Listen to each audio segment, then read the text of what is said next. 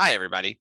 Welcome to the first module for Journalism 210, which is Introduction to Mass Communication for fall 2021. I apologize because it's taken me a day or two to get this first group of slides up. They've had some technical difficulties. Hopefully those are solved by now. And you will see this hopefully by Wednesday, which is the 18th of August. So my name's Will. I am a former journalist. I spent several years, over a decade, as a newspaper person working in small towns around the South mostly. I have a PhD from the University of Alabama in Tuscaloosa. I have been doing this type of thing, teaching and researching, since 2010, kind of. Really in earnest since about 2016. My areas of research are, broadly speaking, what you'd call media sociology. Within that, narrowly, things related to these high-minded concepts called structural pluralism and social capital, which is mostly just about communities and how communities interact with their media outlets. These are the best ways to reach me. As you see there in front of you, that's my email address. I am on Twitter, where you can follow me, and I recommend following me because you'll see test hints there. You'll see me tweeting about related things that are in the news and things that you should be paying attention to as we go forward. And, generally, I'm just kind of an entertaining person, right? So you can get some enjoyment out of that. I will tell you that as far as a social media presence, Twitter is about all I have that's meaningful. Facebook I got rid of because I had too many relatives on there and it was driving me insane. Instagram I have but don't use. Everything else I've been told maybe I should try it, but I haven't actually done it yet because I'm kind of scared of it. But I would definitely recommend following me on Twitter. Like I said, especially when we get closer to exam times, you'll find test hints there. Test and things that we would classically be called a study guide you could find those there as well. And if you don't have Twitter, if you don't have an account, you can still look me up there. The tweets are all public, so especially when you're looking for help with exams, that's probably the best way to get in touch with me. I will tell you, email is probably the best way to reach me if you need me. That is my cell phone number there at the bottom, my personal phone. So you can text me, you can call me. Appreciate it if you didn't do that in the middle of the night.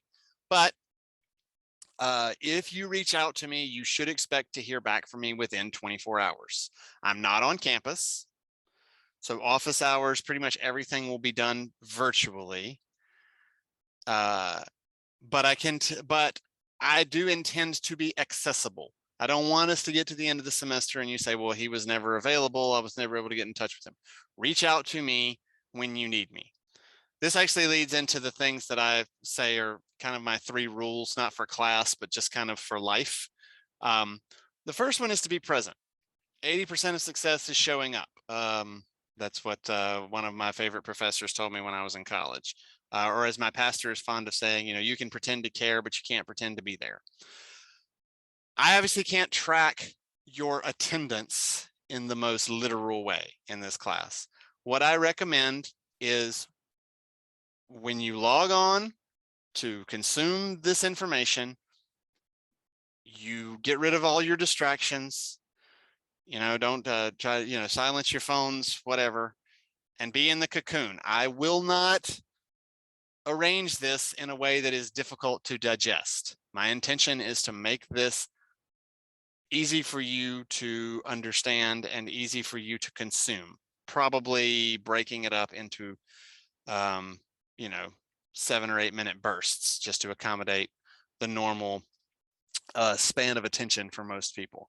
My span of attention may occasionally get broken by the giant dogs that live in my yard, who may or may not come bounding into my lap while I'm trying to talk to you.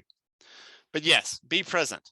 You'll have weekly assignments, discussions. It'll be important that you pay attention to what we're talking about in class and pay attention to keep up with where we are in the textbook. Be prepared, obviously, is the second one. There's your textbook there on the right. Read it.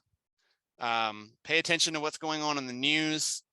Pay attention to different subjects and how they relate to things that you see in media. You will be asked to lead discussion.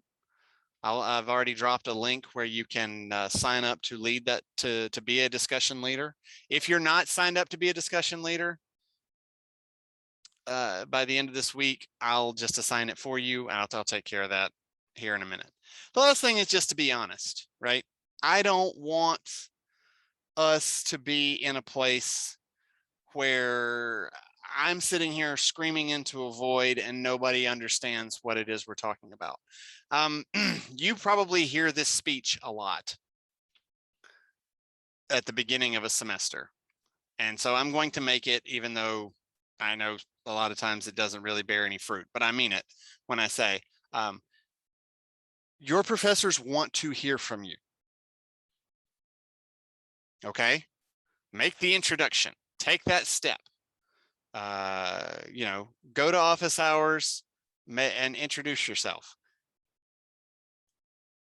And especially if you're struggling, especially if something